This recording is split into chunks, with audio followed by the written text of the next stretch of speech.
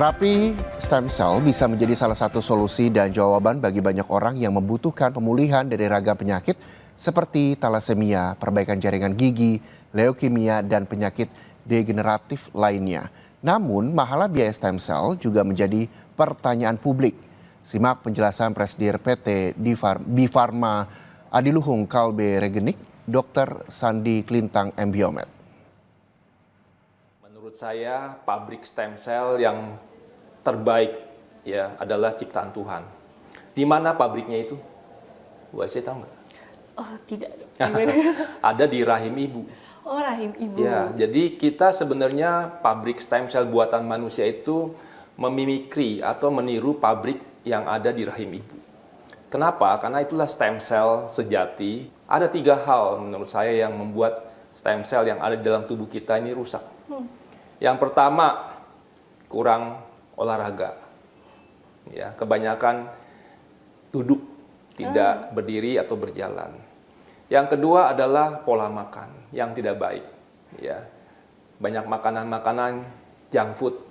Ya, dan yang ketiga yang paling parah dan paling merusak adalah pikiran negatif atau stres. Berarti di dunia kecantikan ini punya pengaruh yang besar juga, Dok? Justru stem cell itu banyak berkembang di dunia kecantikan, apalagi saat-saat ini ya. Untuk apa? Misalnya kasus kebotakan atau kerutan wajah dan sebagainya. Jadi kenapa seperti itu? Karena stem cell ini bisa men-trigger atau menstimulasi kolagen. Nah, kita tahu bahwa kerutan itu muncul karena kolagen yang sudah makin menurun, karena jaringan-jaringan yang membentuk kolagennya juga rusak semua. Nah, dengan terapi stem cell ini bisa membantu kembali lagi merejuvenate atau meremajakan jaringan-jaringan tersebut sehingga memproduksi kolagen-kolagen baru. Tentunya ini semua masih dalam tahap penelitian. Kita kembali ke harga yang mahal tadi, Dok. Menurut dokter, apa sih yang bisa dilakukan pemerintah agar terapi stem cell ini bisa menyentuh ke masyarakat luas? Nah, ini pertanyaan yang sangat bagus tentang harga. Karena kita ingin memang asas keadilan. Setiap terapi atau pengobatan itu harusnya bisa menyentuh seluruh rakyat dan masyarakat Indonesia. Betul. Nah, oleh karena itu, salah satu yang tadi saya sampaikan adalah faktor bahan baku daripada stem cell. Bahan baku daripada pengembangbiakan stem cell ini kita masih import dari luar, yaitu dari Amerika, dari Eropa, ya.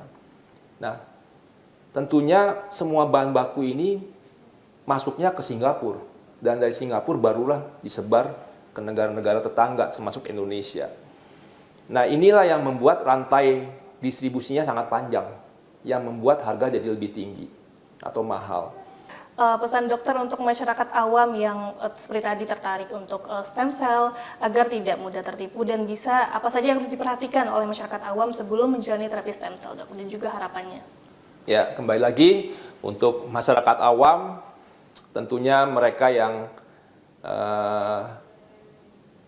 punya sosial ekonomi yang tinggi untuk menggunakan stem cell, jangan menjadi influencer juga pada teman-temannya, mengajak teman-temannya untuk berstem cell ria ke luar negeri, ya, karena di Indonesia sudah ada stem cellnya dan sudah mendapatkan sertifikasi dari Badan POM sehingga stem cell yang aman.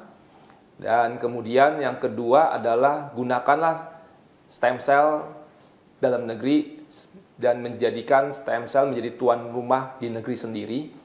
Ya, tentunya sudah banyak rumah sakit yang capable ataupun kompeten dalam menjalankan terapi stem cell ini, khususnya di Indonesia sudah resmi menjadi standar layanan di bidang ortopedi dan traumatologi. Bahkan saya melihat beberapa asuransi swasta sudah mulai bisa mengcover pengobatan stem cell ini karena sudah menjadi standar layanan. Ya, semoga kedepannya di Indonesia stem cell makin berkembang dan bisa Indonesia menjadi dikenal di masyarakat global, tidak ketinggalan terapi yang inovatif ini, termasuk juga dalam penelitian-penelitiannya.